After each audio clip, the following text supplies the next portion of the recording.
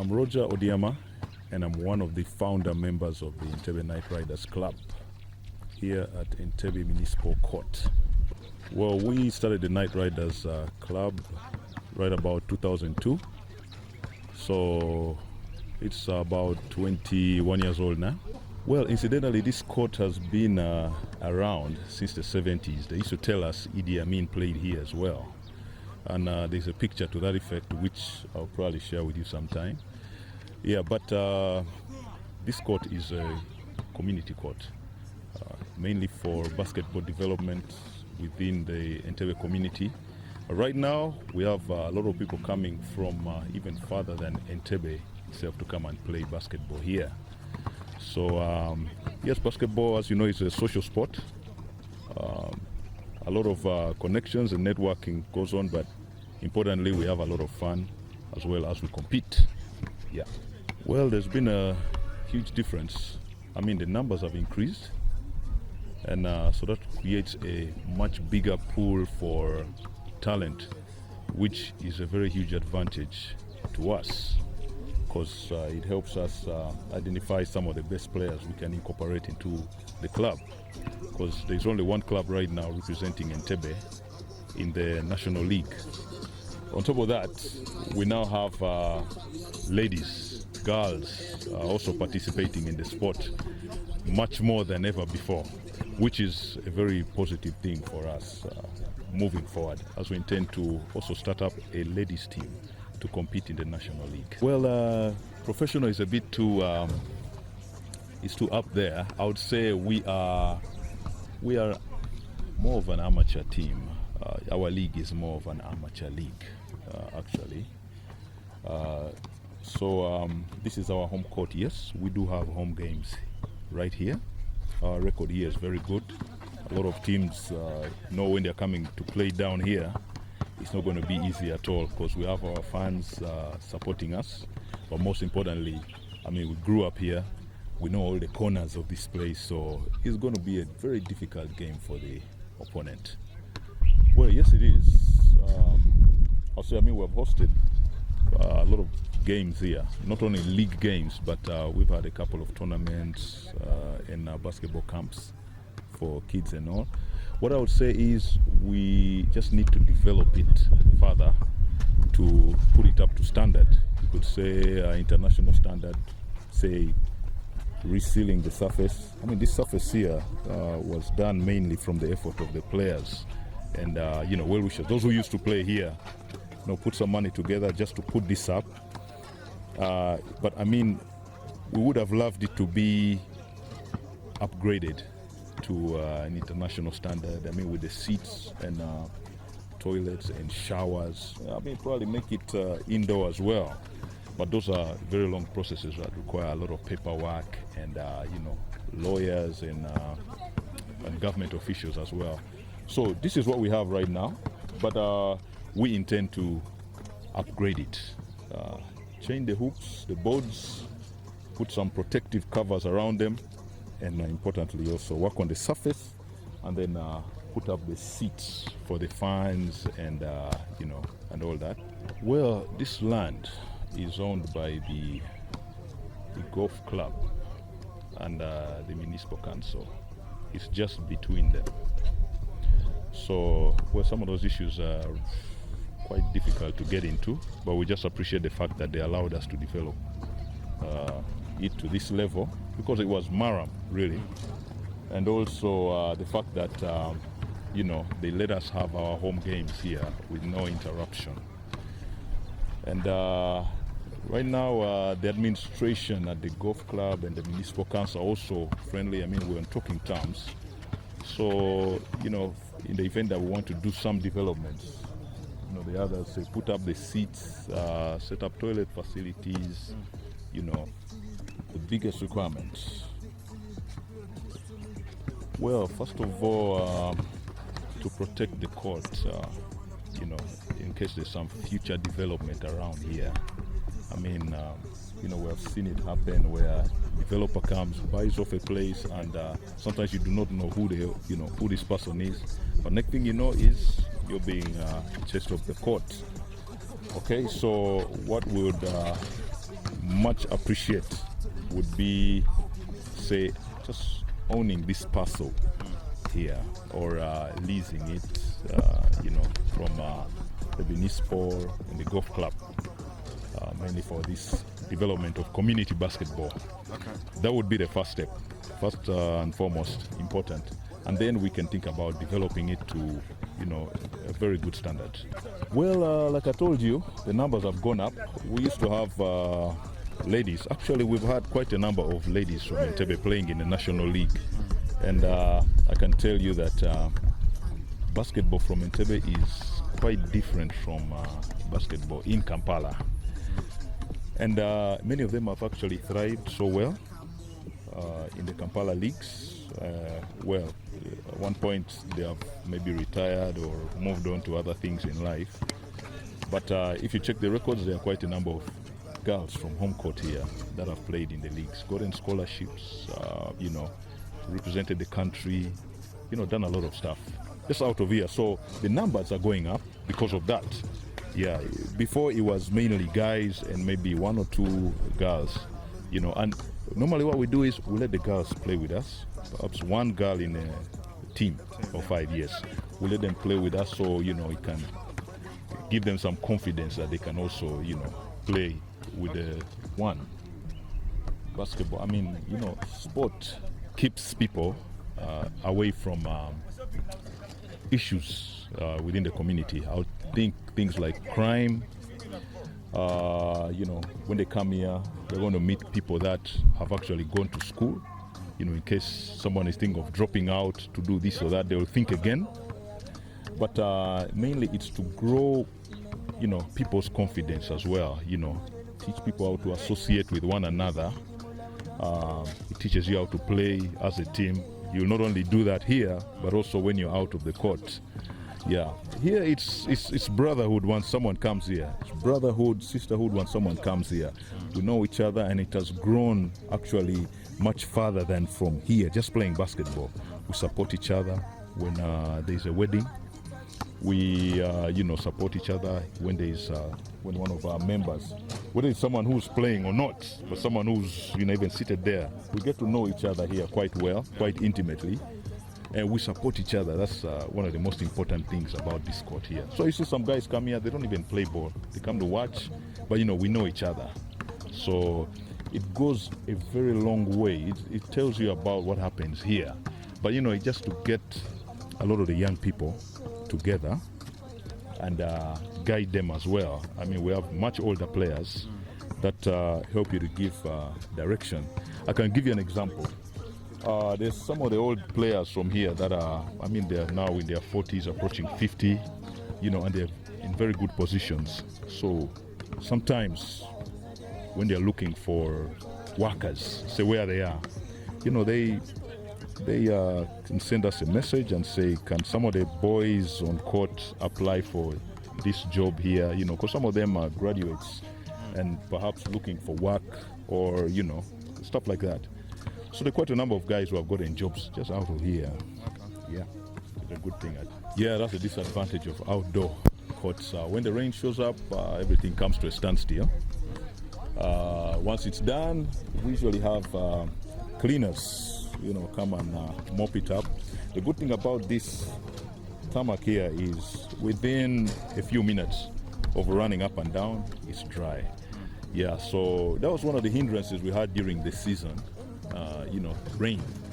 Yeah, but it's very manageable. It was worse before, but with the way this court was designed, the water can run off very easily, and then play can continue. But it won't be as fun as when it's dry. Well, one is we are friends here. You always look forward to coming to meet with your friends. That is one. And then two, there are always new people coming in. And so that means you're going to see a lot of new talent, new, different basketball skills coming in. It's something good, especially when you're on the sideline as a club player or administrator, looking at, fresh players, new people coming on, people getting their confidence. You see a player growing, someone you used to see watching you on the sideline. is getting confidence to now start playing and then playing against you. And then, later on, you're going to hand over your position on the team to this guy here. For me, that is the most exciting thing. The young guys coming through the process of joining the team. We haven't, honestly, I don't remember anyone with a disability, blind or anything. I don't remember. But we once almost partnered with an organization that does wheelchair basketball. Yeah, so that happened just before COVID came in, so the plans got disorganized. But we welcomed the idea of having wheelchair basketball here as well. Yes, but the court is welcoming for anyone, be it blind. I mean, these are things we can look into as well. Well, the best player in Uganda right now is Jimmy Enabu. I would say Jimmy is one of the most complete players in the basketball league. He has represented the country numerous times, both at club level and national level. He's known on the continent, and he's one of the guys who came through this. You can say it's a system where you start by watching the big boys playing, and then you step on court, get your opportunity, compete. But importantly, he's the kind of fella who would always try to learn something new from different people. He's from a basketballing family that had very good basketball players. All of them were very good players. So I would think this court here has groomed some of the biggest names in Uganda basketball. I can give you a number of them. Yeah, please mention. Yeah, apart from me, you have Jimmy Enabu, like I mentioned, and his brothers, Ivan Enabu, Mark Enabu, Emmanuel Enabu, his sister, Eve Enabu. Actually, Eve, we used to call her the first lady of Entebbe basketball. And then you have Colin Mukiza, you have Peter Elungat, you have Samo Ball, you have James Omedo, you have Raphael Molly, you have the Isule brothers, you have Patrick Ogwan, you have Freddie Karamachi, you have Isaac Ogwang. Those are real old school now. And then you have Kenneth Ebanyat. Kenneth Ebanyat, James Omedo, Patrick Ogwang, those now live in the US. Okay, well, I live in Entebbe. I was born here. That side, that is Chitoro.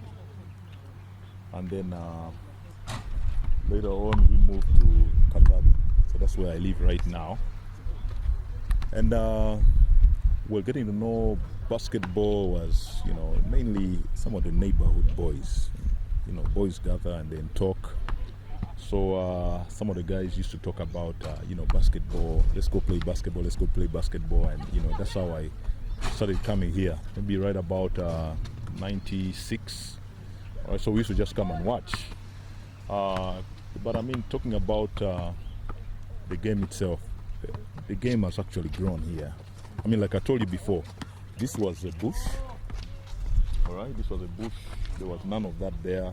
The boards were old and, worn out. So it's later on that, when some of the guys started working, that now we had some money to put together and then change some of these things here. So it's mainly the guys that initiated that. But now if you're going to talk about the help, well, previously we had one of the former NBA players come over here. He had a meeting up there with the previous mayor. So he saw a basketball court, and of course he was compelled to come down here and see what it's about. Then he called us to, maybe show him some of our moves and all. This guy, I think he was called Nixon something, played for the Miami Heat. Well, so this guy promised to send us some help. Some basketballs, nets, and, this and that. Well, he didn't come through. I don't know what happened. He probably did, but he probably stopped somewhere. Then we had Patrick Ogwang, the one I mentioned to you, who lives in the States. You know, when we started playing in the league, he sent us some kits, some nice NBA bags and, you know, wristbands and, you know, NBA labeled. Very nice stuff to motivate us to play the game. And, you know, we formed our own patron group as old players to help out, say, run club affairs. So we put in some money as patrons, all right, to run affairs. Now, if you ask me about things to do with help from the local government, well, we don't really get any assistance from the local government. Perhaps because we have not maybe tried to follow the channels to get that assistance. That's what I think. But normally what we do is when we have an event, we usually inform them, the council. I believe it's mainly the municipal council, which usually has a sports department. So we usually inform them about it. We've had some of the officials come here. We had, when we had our first home game, we had our member of parliament then come around. We had the deputy mayor as well come around. The mayor himself sent his apologies. And well, for assistance, it has, well, apart from letting us use some of the facilities, the assistance has not been as forthcoming as, you know, say, it's just that one of us has not approached the other, I think. But I'm sure they are willing to. The mayor right now is one of us. Yeah, we grew up together in Entebbe, so he used to come here as well. He comes here sometimes. Last Saturday he was here to play basketball as well. He's a very friendly guy, so, you know, we're going to pick up somewhere so he can, you know, direct us on how to apply for some of this assistance, because you have to go through some channels. There are no shortcuts. Yeah. Fantastic. Yeah. One more. You know, for the purposes of keeping basketball alive and entertaining like it was before, we need you guys to come back. You know, so we can push it up a notch higher. There are a lot of kids now who are going to need all the help we can get if we are going to develop basketball and enjoy basketball at the same time.